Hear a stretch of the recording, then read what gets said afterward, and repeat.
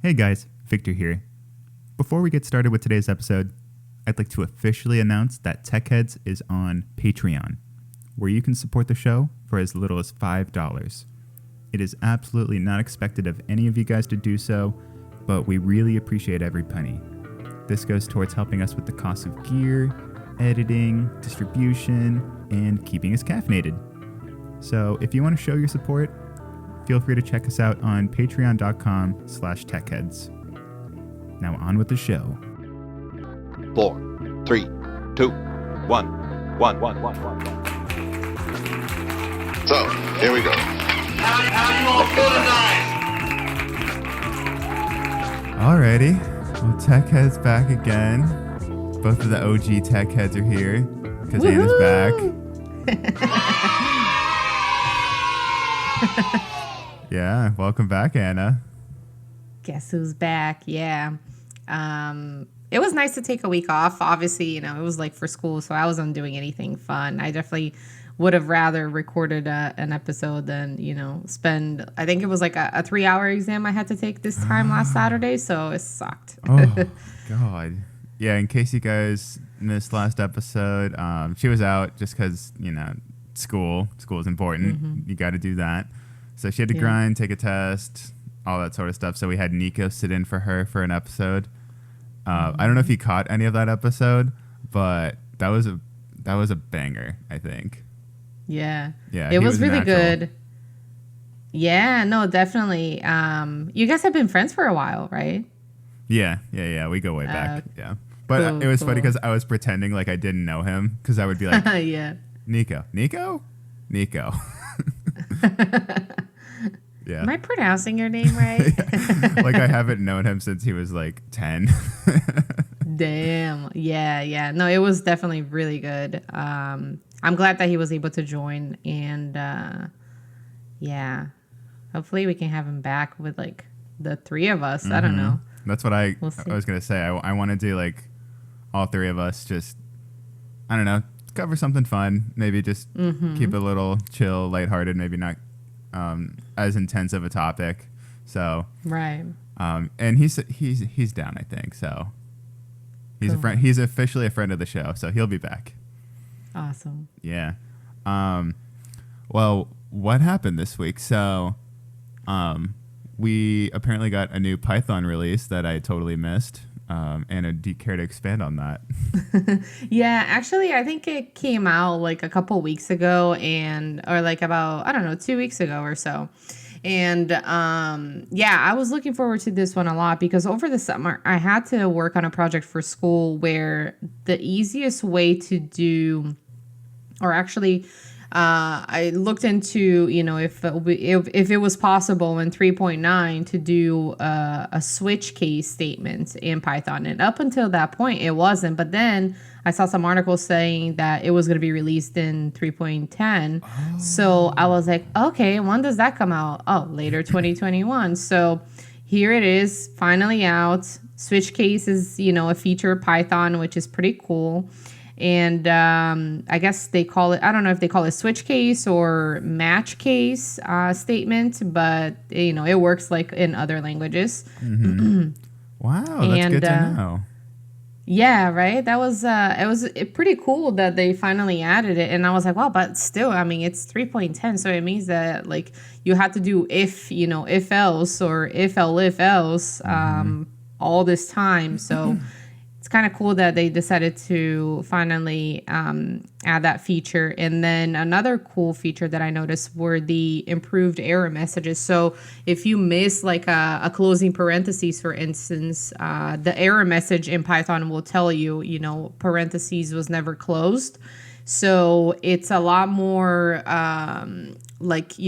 apparent to like what the error is instead of those, I don't know, like when you get something where it just says, oh, error line, whatever. And, sometimes if you're just looking for like in Python, indentation is a huge thing. So you don't have to really worry about semicolons and other like at the end of every line. But sometimes if you're tired, you might miss a parentheses and then you're like banging your head for a while trying to figure out what it is. So now it tells you exactly what it is.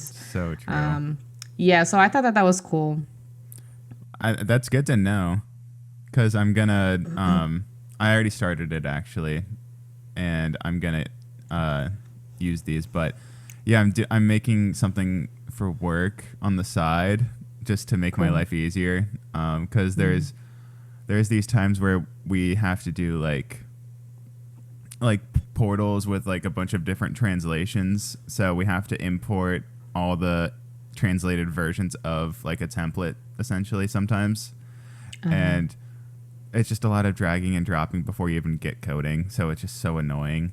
So if it's like, if there's 15 translations like I had to do the other day, it took like 30 minutes just to get that set up before you could even get started working. And it happens just often enough to where it's like worth it to make something. And there's also a ton of other people who have to deal with translations at work. So it is something that I'm working on in secret, and then I'm just going to share it with people and have them use it. And then maybe somebody will make it an official tool with like Django or something. I don't know. I actually might use Django. I don't really know yet. It's like a rough draft right now, but I've been like I replicated the environment on my personal computer, and just so I don't break anything on, you know, the shared drive or anything. So yeah, just like playing with that, and I got the rough draft of it working. So like I plan on having it so like you can select all of the languages that you plan on utilizing for your translations, and then it just auto takes all the files at once and then brings them into your local project folder. So that's the idea, and I'm still working on it, but I'm definitely going to use switch statements because that's going to make it a lot easier. Right. That's awesome. Yeah. Good thing you mentioned that. Otherwise, I would have done like a bunch of if, else, if, else, if, else, if. Yeah. It's cool because I think, I don't even know. I mean, I know that I'm not running 3.10 locally. Like, I'm still running 3.8 or 3.9, something like that. I can't remember. And, but yeah, I want to upgrade. But I think this kind of gives me like a segue into what I was going to say about the Apple event. The Unleash event is scheduled for Monday. So I'm pretty pumped because everyone is saying that, you know, they're going to be releasing new MacBook Pros. It'll be cool, you know, to kind of like start fresh, including with a Python 3.10 version on a brand new Mac. So yeah, excited for both things, obviously. I'm very stoked to see what happens for the event. Yeah. I hope it's not like the last one we already talked about, but I hope it's not like super grand and crazy, but then it's like a letdown. I hope it's like, whoa, that came out of nowhere. Like, you know, that sort of factor to it. I hope that's the case. Yeah. So, Yeah, there's always so much hype, but I'm glad that I held out for, you know, the M1 chips because, well, I don't even know if it's just going to be like M1X, M2 or whatever now, but I was going to buy the 16-inch MacBook Pro when it came out, I think late 2019, and I'm so glad I didn't because those are so expensive, you know, so I wouldn't have been able to upgrade, but this might be my graduation / like Christmas present to myself this year. We'll see how good they are on Monday. That'd be so exciting. Yeah, right. I'm sure it's gonna be great. I'm still thinking about doing a Mac Mini. I saw on Amazon that they're on sale, brand new, the M1 ones too. So I'm thinking about it, but also at the same time, like I would have to buy a webcam for the pod, and then I would have to like get used to only having 2 monitors, and like that sounds super selfish, but like a real first world problem here, you know, only 2 monitors. Jesus. But yeah, it'd be kind of weird. And I also do like the option of having mobility, but my battery is just like kicking it right now. It does not want to comply. I was on chat with Apple support yesterday, actually, getting it all worked out, and they did something, but it's not a specific line of MacBooks that they do this repair for free, because I guess there was a whole line of them that had a huge battery problem, and mine says service recommended, and it's like the same model and everything that they would do the free repair for, but I guess mine was like newer, so it didn't have the problem, or maybe older, I'm not too sure, but yeah, so it's either pay $200 to get a new battery and service and everything, or like just get a new one. So I don't know. I'm still kind of Right. thinking about it. Yeah, my computer is a 2016 Retina MacBook Pro, and I think that this computer came out. It was either 2015 or 16, but yeah, I feel like it's way outdated, so I'm ready for an upgrade. But also, like the where was I going with this? I totally forgot. Anyway,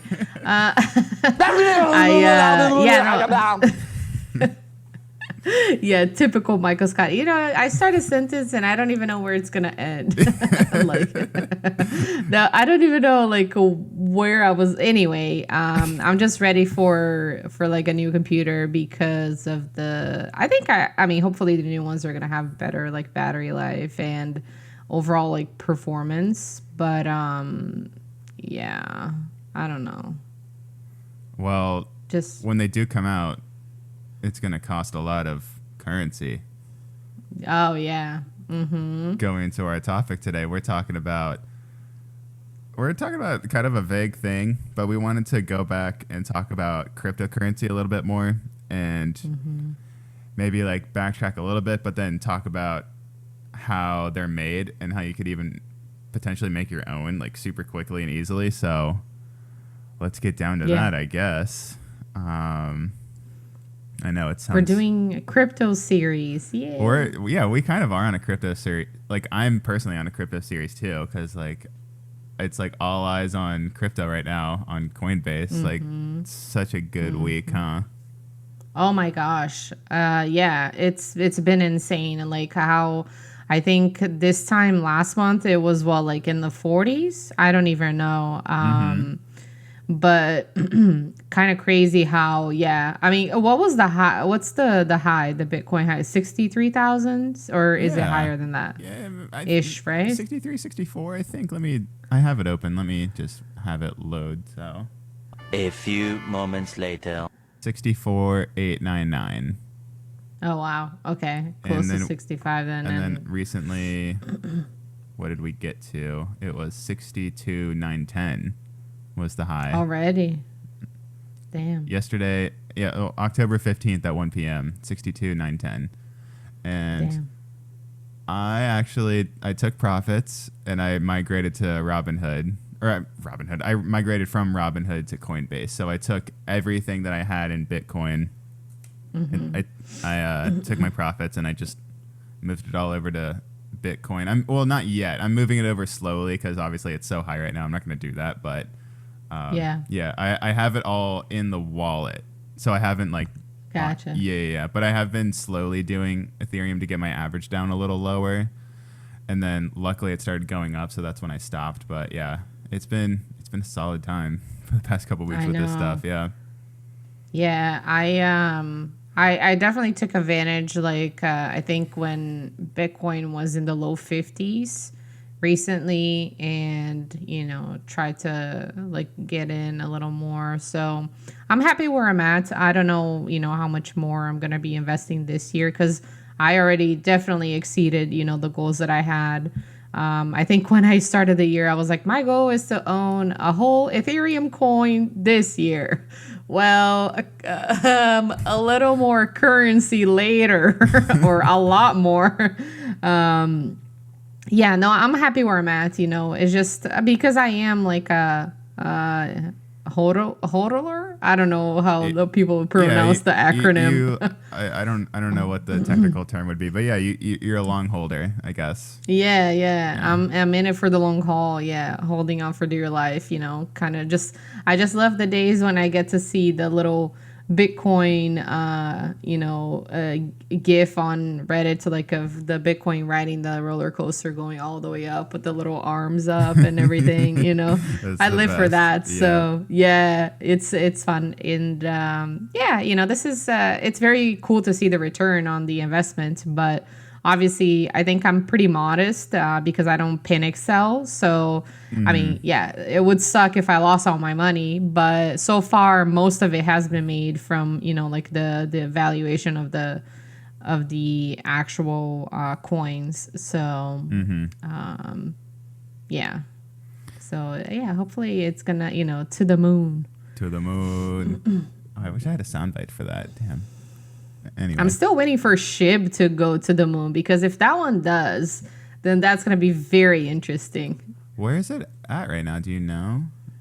It's like, oh geez, way less than a cent. Nice. If it got to like a cent, yeah, that would be crazy. Oh yeah, isn't it like 0.0000000 like something? Yeah. I checked it, I think yesterday or this morning. It was like, yeah, like I don't know, point 5 zeros to 5 or something like that. Yikes. If it multiplied by, if it evaluated like in, 10 or like 1,000 factor or something like that, 1,000 times, then it'll make things very interesting. No doubt. Yeah. So, well, how did we even get to this point where we can have a digital currency, like it's pretty crazy. Like we started with trading. We just like would trade a goat for a block of cheese or whatever the hell. right. And like then we get to like gold and silver. Right. Essentially like trading the good for the precious gold. metals. Yeah. Precious metals. That's precious rare metals, yeah. Right. So like that happened. Like that makes sense. And then government stepped in and was like, oh, well, we'll hold all this stuff, but here's your receipt. And it says like a number like 5 or 10 or 20. And that was the paper money. And then like, we got off the gold standard, obviously, and moved to a totally different system, which I don't really understand. I don't really know. Isn't it based off of like society or something? I don't really.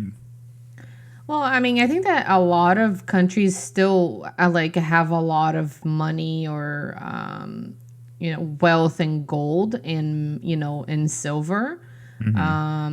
But in like gold, I don't even know what the market cap for gold is. It's like trillions, I'm sure. So I think that it's still, I think that we might still be like in the gold standard. I'm not sure. I think that things are definitely different than what they used to be hundreds of years ago before, we had all of these different currencies and now, digital currencies as well.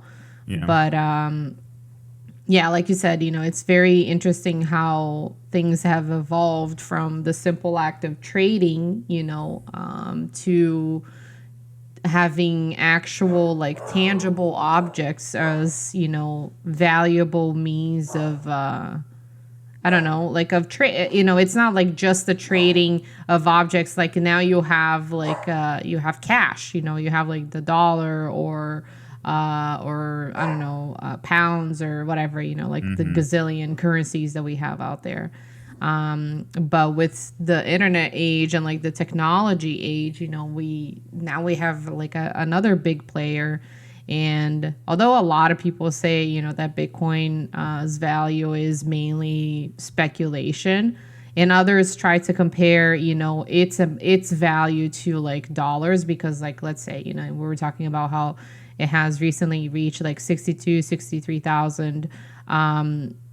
It is different than dollars. It's a decentralized system, and you can't equate it to like a dollar amount because we don't know what it's worth. So far, yes, I would say that there's a lot of speculation, but I think that it really is inevitable that, we'll be using it. And a lot of countries are taking a step forward into making it a legal tender, So I think that those that resist are paying a big price now, but or going to end up paying, like a big price in the future. But no pun intended. Yeah, exactly. It's difficult to like fathom that we went from paper money to like digital, so like credit cards and debit cards and stuff. Right. So like maybe before that time, the credit cards and debit cards were like, whoa, this is like digital currency. Like it doesn't make any sense. Like it's the Wild West. But then everybody came around and was like, okay, this is all I do. Like, I don't even carry cash. Like, I have a feeling like the same sort of mentality is going to happen somewhat soon with crypto. Like, it already kind of is. Like, a lot of people, like you said, like countries like Brazil and Venezuela, like they're adopting as legal tender. So it is kind of crazy that like we're kind of seeing like, I don't know, it seems like it is taking a bit long because of all the speculation, fake news, and stuff like that. But Right. yeah, it is also kind of difficult to define the difference between like the credit cards and crypto in a way, because it's like they're both just like entries in different databases. To most people, they might think about it like that, when it's not like that. It's totally different because decentralization.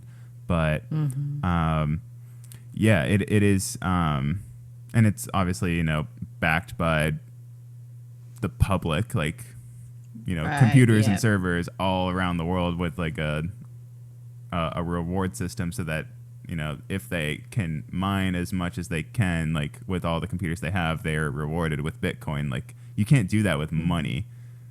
Right. It's so crazy that that's Exactly. how it works. Yeah, and I think that, at one point, even the dollar, yeah, like that was established long after, at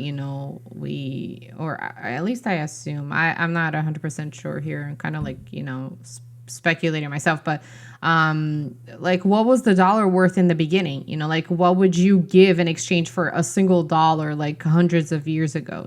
So obviously it has valuated because of the economy, because of like the superpower that the United States became.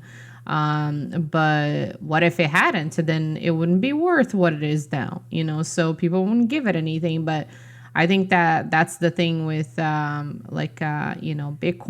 It is extremely valuable now because it has a limit in how much coins can be mined. Whereas the dollar, a quarter of the dollars in circulation right now were printed just last year, and then we're gonna get hit with inflation, and the money is just gonna devaluate. So it's like, will this ever happen with Bitcoin? And that's where I think that Bitcoin itself is like setting the standard for cryptocurrencies. I mean, it's the most popular one, the one that has the most value right now, and that people have been hearing about for the past 10 years. But yeah, it's interesting to see like what is going to happen. But then you have like all of your other altcoins that you can kind of like really gamble with because they're so cheap. But will they turn into like, even like Ethereum, will it turn into or will it be as valuable as Bitcoin is or has the potential to be?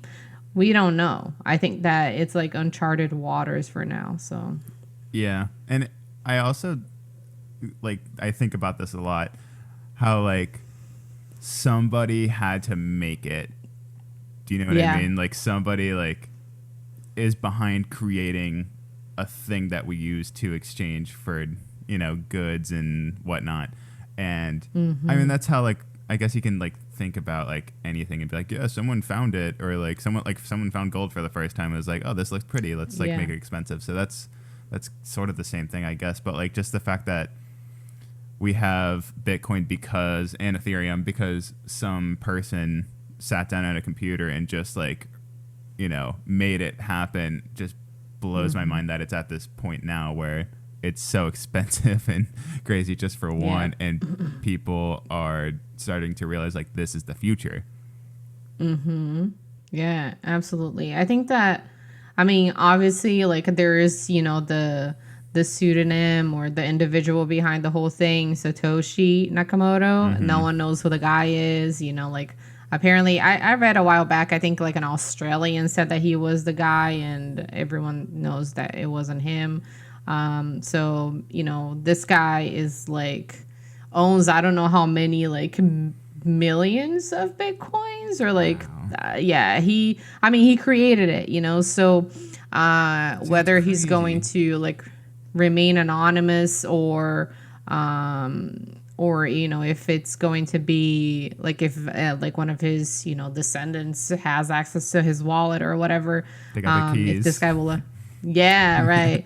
I think that it's gonna be. I don't know. It's crazy, but I mean, this guy had to like wake up one day and think of how he didn't think that the current banking system, is equipped, to accommodate like all of the technology, is not in line, or I think at the same pace as technology evolution is.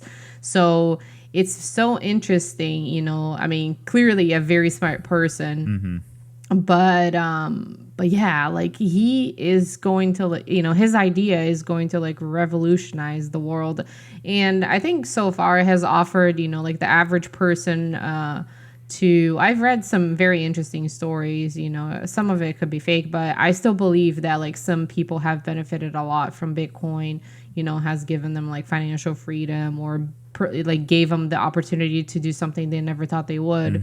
So I think that's already pretty big, because things are like it get harder and harder. Like the wealthy get richer every day, really poor people get poorer every day.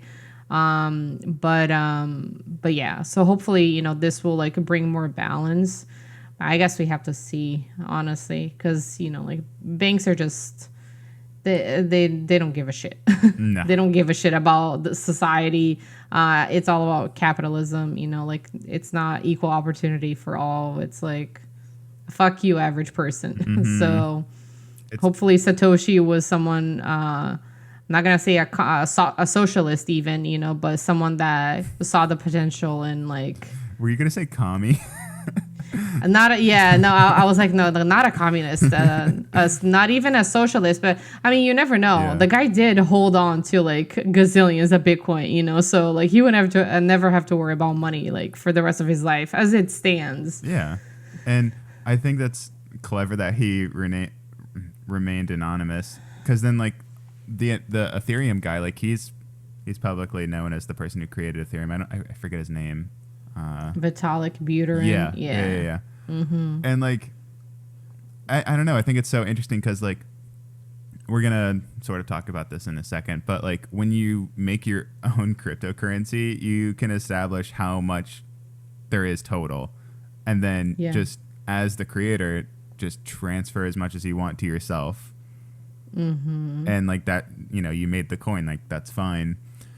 And I think it's interesting because you could easily be like, oh, like F that guy, like when he created this he probably like held on to like the majority of it and just like released the rest, or who knows, I don't know. But it has to be public that there is that much, but then it doesn't have to be public how much each individual real person has, because you can be basically anonymous on the blockchain. Right. It is all traced back, but yeah. Yeah, I mean, I think I understand why he would remain anonymous at this point. But at the same time, like the curiosity to like know who this person is, like why he came up with this idea, it'll be a really interesting like conversation if he ever stepped up, but you never know. We don't even know if he's alive still. So, it could be a matter of like the guy's is no longer with us, so like or he just chose to be anonymous. I don't know. That's pretty hardcore knows, though. I like that. Right. Yeah. And it is cool that we have like the yin and yang of that. Like we can see psychologically how that works when somebody is public about how they made Ethereum, but then we can also like have the wonder and mystery of having this like Batman dude who made Bitcoin. I think it's pretty tight. Yeah, that's true. Yeah. It really is. Yeah, we'll see, I guess, if we ever find out more about it. Maybe when he passes away. I don't know why I said if. Like obviously he's gonna die one day. Yeah, if he hasn't already, Yeah. right. Well, maybe when he does, maybe that's when we'll find out. Who knows? Or maybe it'll just always be a mystery. Yeah, or maybe Bitcoin is just part of an even bigger plan that he has, and it just hasn't, materialized yet. Oh, We'll see. jeez. Like, I'm thinking like Kingsman with like the free cell phones. Yeah, right, Something right, like right. that. Everybody that's mining Bitcoin, they're gonna like get brainwashed and all that stuff. I guess not in that way, but I don't know. Maybe I don't know if it is possible to like change the world in a moment. To like maybe that moment hasn't happened yet, and this guy's like planning something insane. I don't know. I could think of so many like what's the word, like nefarious like sort of things that could happen. Like I could see him Yeah. making a Twitter account if he hasn't already, and then like verifying it with an NFT or something, so like everybody knows like, oh my god, this is him. This is Mr. The biggest whale. This is Yeah. Mr. Bitcoin. Mr. Bitcoin. And like he just tweets something evil like Bitcoin is done, and then it just go Can you imagine? the Oh new, my god. the new world that's entirely reliant on Bitcoin just collapses. Ugh. Sad. Movie premise. That would be. Yeah. I know. Yeah. Yeah. Literally, just like pull the switch on it or pull the plug on it. I mean, but- just like how Elon Musk will tweet like, oh my god, like Doge. Like I don't remember. Like I remember him tweeting about Bitcoin and stuff, but like whenever he would, it would have such a big influence on the market, which Yeah. I don't know how I feel about it. It's crazy that like you can do that. And like he knows, Yeah, like it's the not like, oh, I had no influence. idea. Right. Like it's been many Yeah. times, so I don't know. Exactly. Why don't we talk about how they're made? We talked about the coins, but how can we, like, if we wanted to make one today, could we? In 5 minutes, yeah, we could. Yeah. Yeah. That's how easy it is to come up with a shit altcoin. And I was going to, I still might just for the joke, but I was going to make a Tech Heads altcoin just in preparation so I could like really know exactly how it's made. But if you just watch a YouTube video, like you get the idea, Yeah. and then you're like, okay, maybe I won't do it. So maybe that was my thinking. But yeah, let's go over exactly how you might make one if you wanted to. Cool. Yeah. Do you want to start with the, what's it called, like a protocol? You listed off a couple more than I even know, like Yeah. ERC20 or I don't know. You might know more than me about that. Yeah, so a couple of ways that I think, from the research that I did was that there are a lot of like boilerplate, source code options that you can find on like Git repositories. And you can recreate, those the code and make your own coin. But in terms of like the algorithm type, or I guess the three different algorithms that I found at least that would allow you to make a new one would be SHA-256, Kryptonite, and CryptoNote. So those are like the algos that you could clone and essentially make into your own, coin if you wanted to. And you can just literally fork like the repository right now and make your own thing. Yeah, I have a similar way that I found. So I think I mentioned it in our blockchain episode. I mentioned an IDE called Remix, where you can write Solidity code in it without installing anything or whatever. It's just like somewhere where you can mess around with it in the browser. So you can actually do this in Remix. So what you might do is go to the one I found at least was called Consensus, where you just clone the token repo. I think that's what it's called. It would be like coin or token. It's one of the top ones in the Consensus profile on GitHub. But yeah, you would clone that. And then there's all these like templated names. It would be like underscore coin name underscore. And you just replace all of those with the name of the coin that you want to name. And then Oh, wow. And then there's like 3 other lines in it where like you set the limit to how many you want to exist. And then what were the other things? Maybe I didn't write them down. But yeah, you basically you change like 4 different things probably in total, which takes like a couple minutes. And then you go to... I think you can actually do it within Remix too. I don't remember if you navigate out of Remix, but you basically like essentially like push it to the blockchain, and it's just out there, and you can do your first trade with it to somebody. I think you have to have in the code I think you establish who the author is with like, you know, whatever profile name that you want. That's probably not going to be your real name. And then you can make your first trade with it to somebody else. And, you know, obviously it's worth like like a penny would be crazy if it was worth that much. It's like 20 million zeros, I'm sure, before you even get your first one. But, you know, it's like, that's the game though. Like you just do it as a joke kind of at this point, because there's so many out there. And, you know, even if you go on Coinbase right now, you'll see like, what is, how many are there? Like 1,400 coins in total? Different? Yeah, I think when I looked, it was definitely like thousands. Yeah. It's so much. Yeah.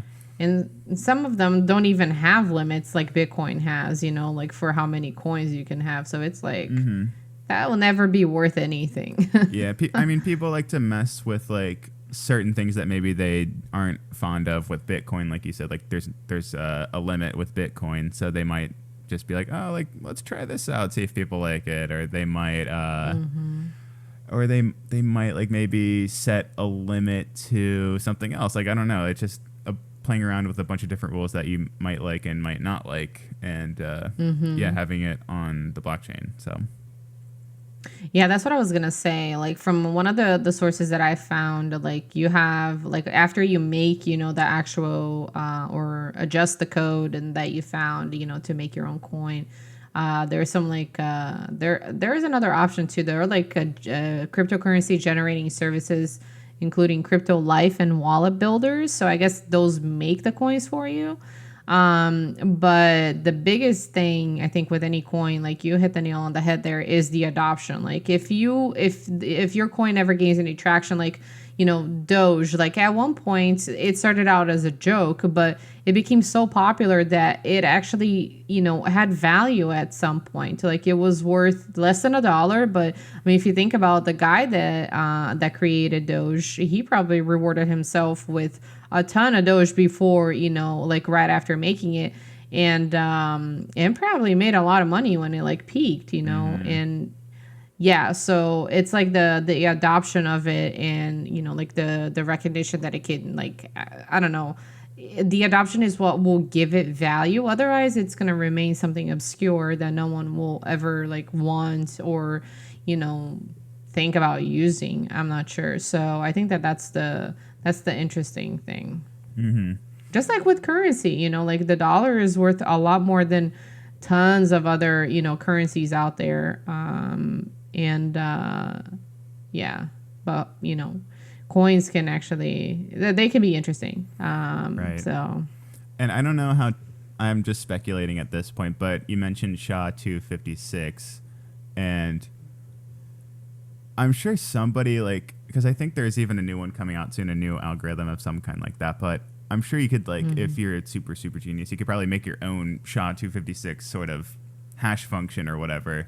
And yeah, maybe, because who knows, maybe like somehow, I don't think it's possible, but like let's say that gets cracked and like it's worthless and Bitcoin just dumps or whatever, and then there's a coin, on an altcoin out there where like somebody implemented their brand new hash function, and everybody's like, oh well, this will incentivize us to mine, because then like we have something to work towards, and then we'll get free coins every time we solve a problem. So, you know, there's always like the evolution of technology in that aspect. So, but yeah, I guess SHA-256 is like the Bitcoin one, and then the main one that other coins use, right? Yeah, right. Yeah, okay. Kryptonite and then Crypto Note. What's the but other yeah, one? There's a new one, I think. that I heard about this week, Uh-huh. or maybe it was just an update or something. I don't remember, but yeah, just like that just kind of proves the point. Like there's like ever evolving, and like there's preferences, and yeah, you can kind of like, if you have a great idea for a coin, maybe put it out there and maybe it'll change the world. Who knows? Yeah, right. It's yeah, it should be pretty cool to see like if that, if like some of these standards, or at least like the way that coins are made, will change in the future. Because I think that so far a lot of the like coin exchange or exchange hackings, or like when you hear people, oh my gosh, I got hacked and I lost some Bitcoin or whatever, I think that they're like hacking the exchange, or like or they get a hold of your, like your key for your cold wallet or whatever. But hacking the blockchain, that is supposed to be impossible, Oh, so yeah. far. Yeah. So yeah, I think that, we're probably going to be good for a while. Yeah, I think so too. Let me go check on him real quick. Okay. A few moments later. Oh, I guess we can hop in news if you are done talking about how to create coins. Yeah, I think that's all I had. So in news.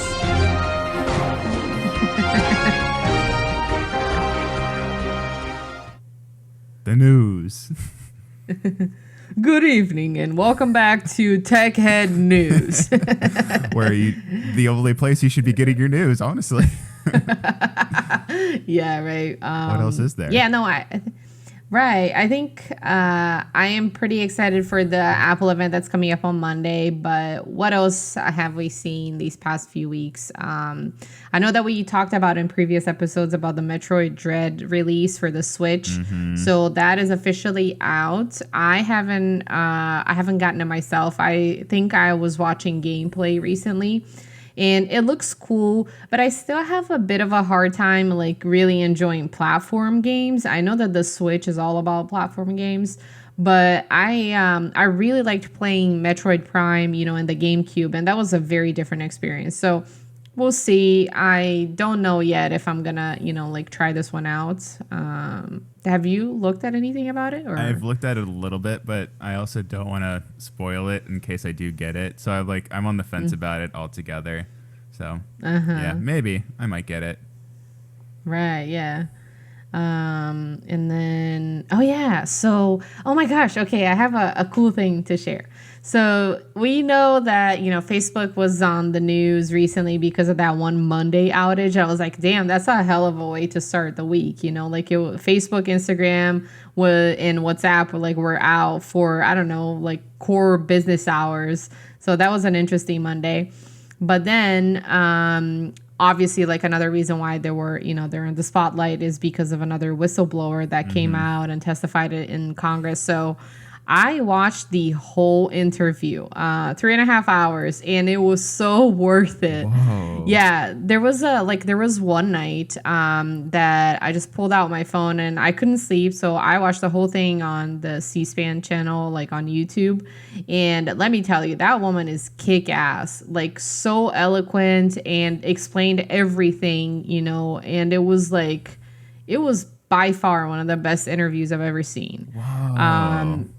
Yeah, I highly recommend everyone to watch it. I know it's long, but so maybe, I don't know, watch the 60-minute interview that she also did. But yeah, the one with Congress, it was just amazing how she mopped the floor that day, with the Facebook. It was just it was very interesting, the approach, that she had about constantly mentioning the Facebook name, because they're trying to she's not the person to blame here. She's speaking out about the issues that she's seen by working there.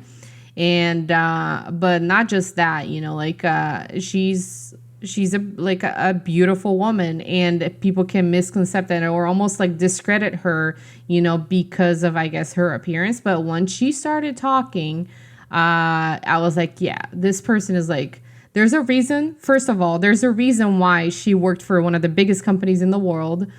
and she's very eloquent, explained everything so well, and like really dug deep into like the repercussions, like the consequences of the issues that they're faced with at Facebook.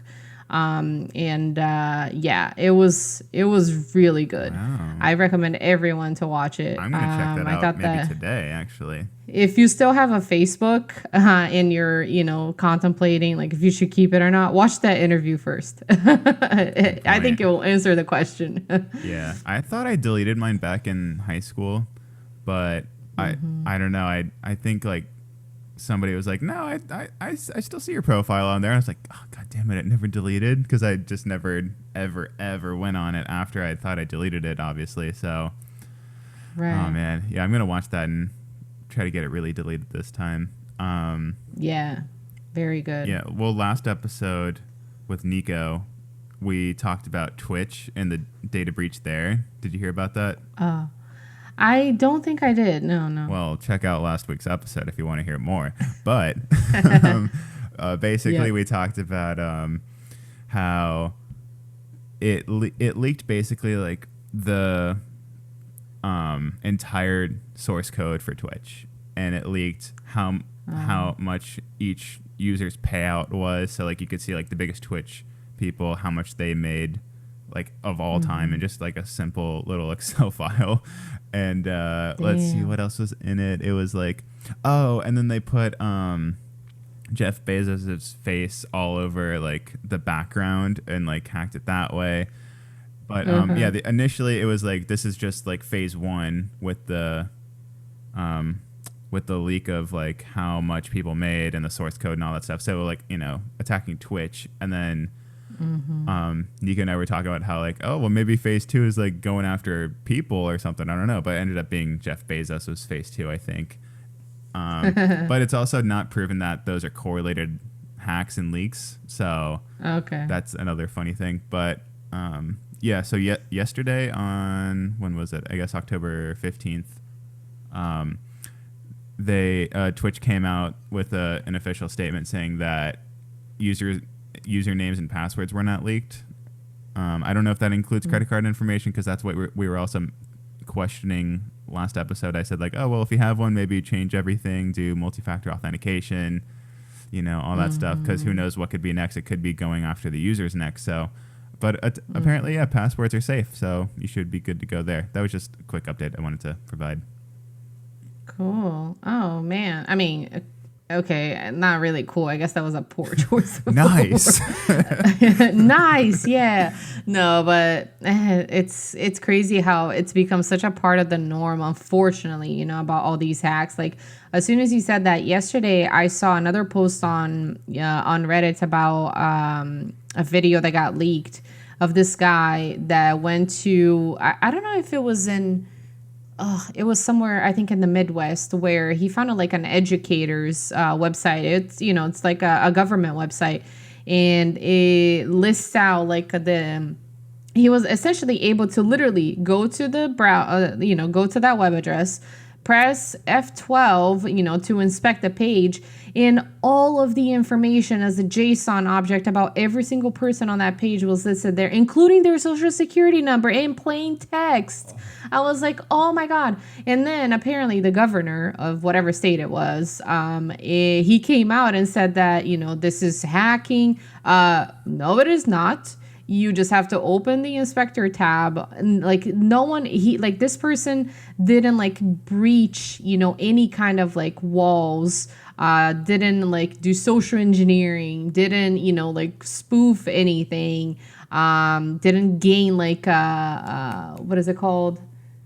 Restricted access, to like a database or anything like that. It was literally like just inspecting the web page Exactly. using your Google Chrome browser. So it was kind of insane that that is still being done. Like the social security, I mean, I feel so bad for those people, because yeah, their information is out there for anyone to see. I mean, I think by now it has been corrected, I'm not sure, but it was extremely vulnerable for a while, and it was like the entire information. I don't know if it also had like their phone numbers and home addresses, full names, like the whole thing.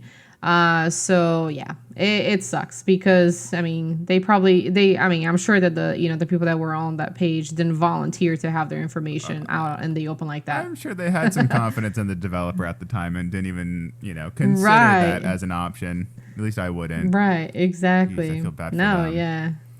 Same, yeah. So that sucked. Do you have a recommendation this week? I do. Yeah. So I've been watching some YouTube videos about like coding interviews of like top, like FANG, companies, top technology companies. And then I came across this repository called the Coding Interview University. And this guy walks you through like everything that should help you prepare, for those levels of like technical interviews. So I just wanted to share that. I'll send you the link to add to the show notes because I thought that was pretty cool. We'll put it below. Yeah. So that's what I have this week. Awesome. I'm sure that's handy even if you're not like going to interviews Yeah, actively, yeah. but like, just trying to stay sharp and whatever. Yeah. And see like maybe Yeah, if there are new, interview questions or whatever, just stay on top of it, I guess. Yeah, it sounds handy. Yeah, I know that like Lead Code is a pretty popular, platform out there, but this one seems to be more guided and it is multi-month, so it takes a while to go through everything. But I plan on like I plan on doing it to keep myself fresh after graduation. That's for sure, because I don't want to forget everything. Yeah, I mean that sounds smart because like it can be so demotivating to be like, okay, I'm done with this project, on to the next one. Like it is a lot of time and effort, and like sometimes you just don't want to work on the same thing you were working on yesterday. You want like a little maybe mini problem just to say you coded that day Yeah. and get it over with. So I could see how Right. that's really helpful. I actually might look into that because every morning before work I've been like reading and then I'll code a little bit and then I'll start work just because my dog wakes me up stupid early. So like I'm like, okay, I'll just make coffee and chill and do whatever, get all this stuff out of the way so I don't have to worry about it after work and feel bad that I didn't do anything other than work today. So yeah, it feels good to do that. I actually might check that out though, because yeah, like I said, just like the thing I've been working on, I'm like, I don't want to do that this morning. I want to do something smaller. So Yeah, and it has a lot of stars and forks, so it seems to be like something that is well known. So I like that, nice. Mine is called Responsively. So, if you're developing something and it looks really good on desktop, but then the second you switch over to the mobile preview, it looks like absolute dog shit. Yeah. So Responsively takes care of that because you can see like a live preview of all the different size screens for mobile devices Oh. that would be using the app that you're working on. So like if you add something and it looks great everywhere except for like iPad mini, then like you need to adjust that so it fits for that. And yeah, it's open source, it's free, it's on GitHub. I think you can there's probably so many different ways you could get it, but yeah, totally free, open source, yada yada yada. Give it a shot if you Yeah. want to make your stuff look good everywhere. I'm definitely going to be using it soon, so yeah, Responsively. That's pretty cool. Oh yeah, I'll definitely check that out too. I know that I had to do something for work recently, and then honestly, I forgot that a lot of the employees have company phones. So I was like, oh man, they might end up using this thing on the phone, and I didn't even think of that until now. So Oh, funny. having to like add all the add to media screen tags and all that stuff in the CSS file to accommodate like phone screens. That's right. So Yeah.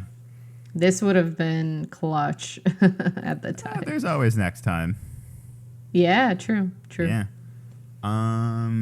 Did you have anything else you wanted to call out or bring up or anything?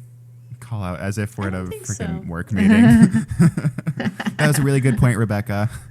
Right? Do we have any actionables for next week? And then nobody says anything. No, I mean, I'll I take know it's silence like as that a awkward no. spot. Yeah, right. Yeah, no, I'm all good. I don't have anything now. All right, I'm all good too. Thank you guys so much. We'll see you next week. Tech Heads out. Peace. Bye. Damn it, I went to do the little crowd. There we go. I love that. Not as intense, a little more like studio. Yeah. All right. Peace.